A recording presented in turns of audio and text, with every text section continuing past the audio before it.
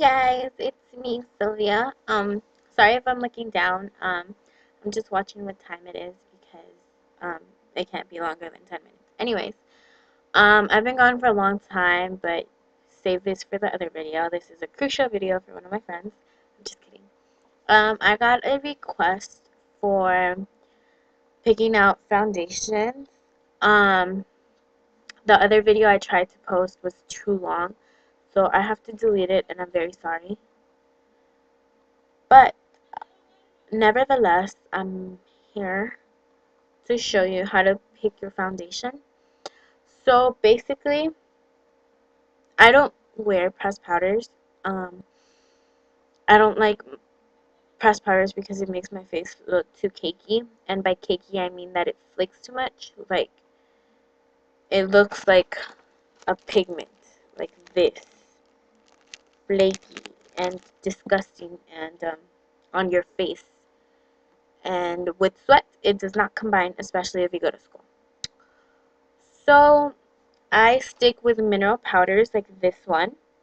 This is actually by Wet n Wild in 272, but Wet n Wild does not have any um, powders for darker complexion girls. It only has for like the medium tone and light tone girls, which kind of sucks because as a beginner in makeup, you would want to wear a cheaper brand, which is Wet n Wild. The most expensive brand I wear is CoverGirl, because I don't like L'Oreal for some reason. Um, I just, I don't know. I don't like it. Or I wear this mineral foundation. It's natural wear. This looks like your natural skin tone color. Um, but basically, even before we get to that, what you want to do is primer your face. Sorry. Primer your face with any moisturizer. And this is actually ideal for a beginner because you don't want to mess up your face too young. So I always have to wear this to have a glow and radiant face. But when it comes to actually choosing one, when you take one of those tests, sometimes, I'm not necessarily saying every single time, the color is going to be darker than what the actual tests say in some occasions. I know for L'Oreal that's positively it will happen. Sometimes it won't, sometimes it will. It depends on how well you test it because sometimes it might say one color, but on your face it might be another color because sometimes you're too tanned on your face and not your hands.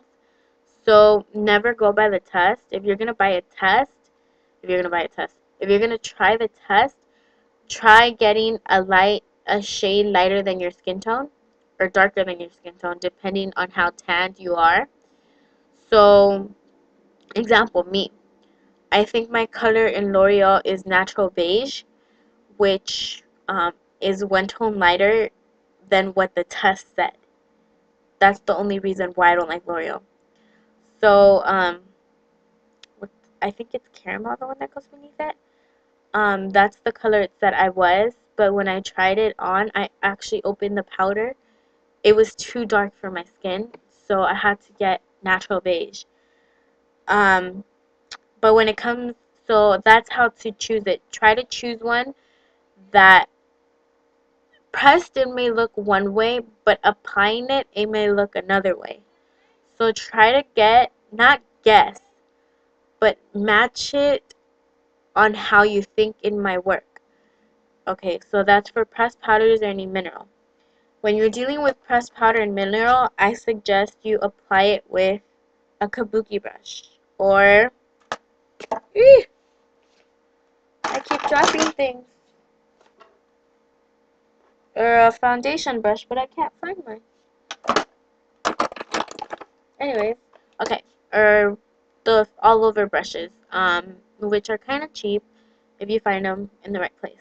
When it comes to concealer, most likely you're not going to use it for the intended purpose. Well, you are, because the intended purpose is to lighten up the areas of your face that are too dark for your skin. Example, I just applied concealer on mine. Mine is this Almay Skin Complexion. Oops. and it is one shade lighter than my actual skin tone. And let me show you that real quick. So once blended out, let me show you in camera.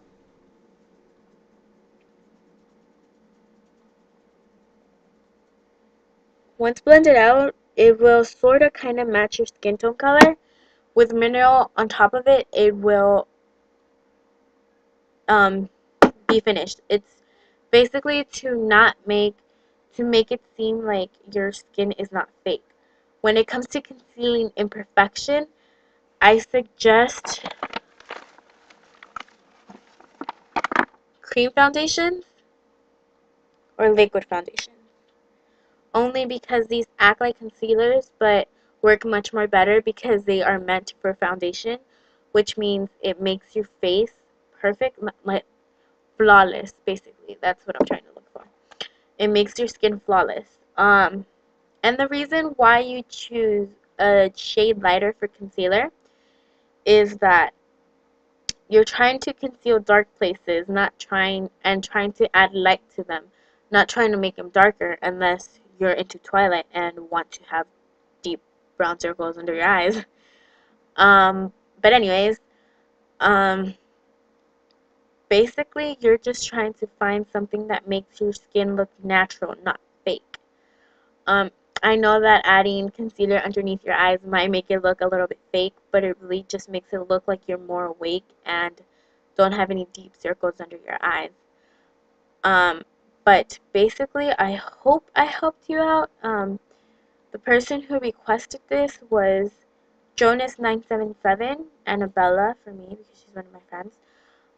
But hopefully I helped her out. If you need any help, if this didn't cover everything, you can always contact me, or tell me what you didn't understand, post a comment and tell me what you didn't understand, and I'll make another video. But I think I covered everything. Oh, and when you're gonna conceal with a little concealer brush. Mine is this small. I have a bigger one. I have these two. This one is for very detailed concealing, and this one is for whatever concealing. Then I just blend it out with my fingers. And this is what I was talking about for all over face thingy. Yeah, whatever. So I hope to help you out. And like I said, if you need any questions, any more help, I'm here to help. That's why I created this YouTube. So this is basically all I learned from my mom. So I hope it's helpful to anyone out there. So um, I have haul videos and I have other videos coming up. So I'll see you guys then. Bye.